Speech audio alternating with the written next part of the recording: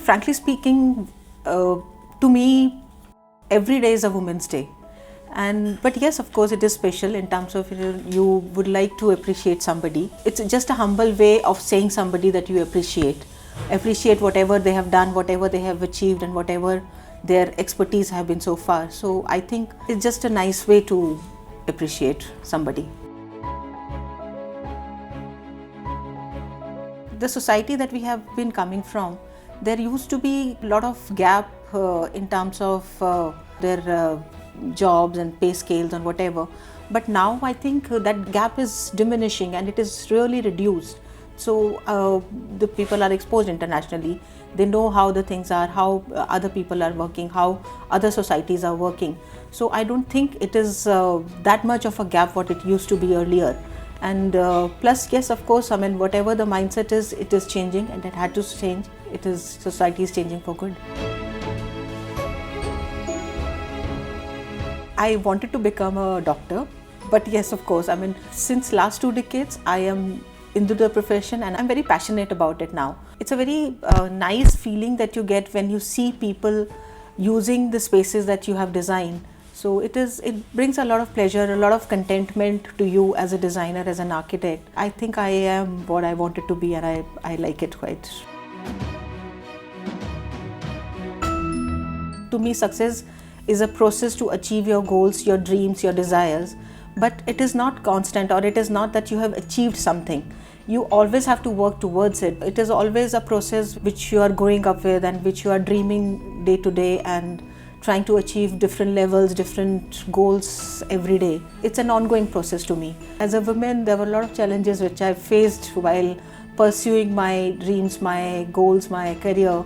But ultimately it's balancing the whole thing. So it's a process how you manage. Success is something like which is not only in terms of career, only in terms of your profession, or only in terms of earning money. It is something which is like, even a housewife, I would say, is successful when she is managing things all around. So everybody has a different way of saying success.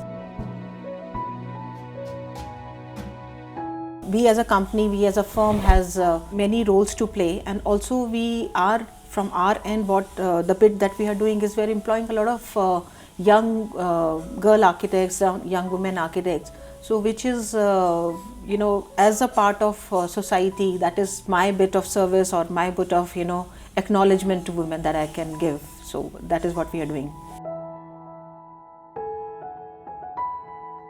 In Indian context especially, architecture is a very disorganized industry. So you have to, even for a man, you have to establish yourself differently. So, and plus when you are women, so as you know, in Indian context, it becomes very difficult. So, but yes, I mean, you should not be, deterred, or you should not be feared of facing the challenges. It is like any other profession, you have to, like in any other profession, you have to work probably 24/7, similarly here also. And I think nothing can stop if somebody decides to, work towards it.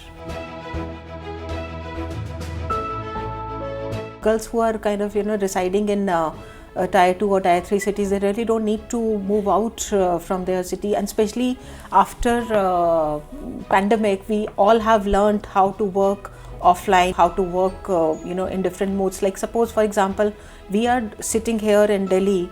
We are working pan-India, we are working abroad, we are working in all eastern and southeastern countries.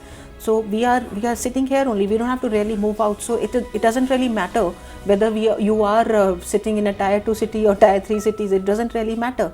You can actually be sitting on a hill station and still doing your project somewhere down south, or maybe anywhere else. So that is one aspect of it. And plus, I think well-educated person is a confident person.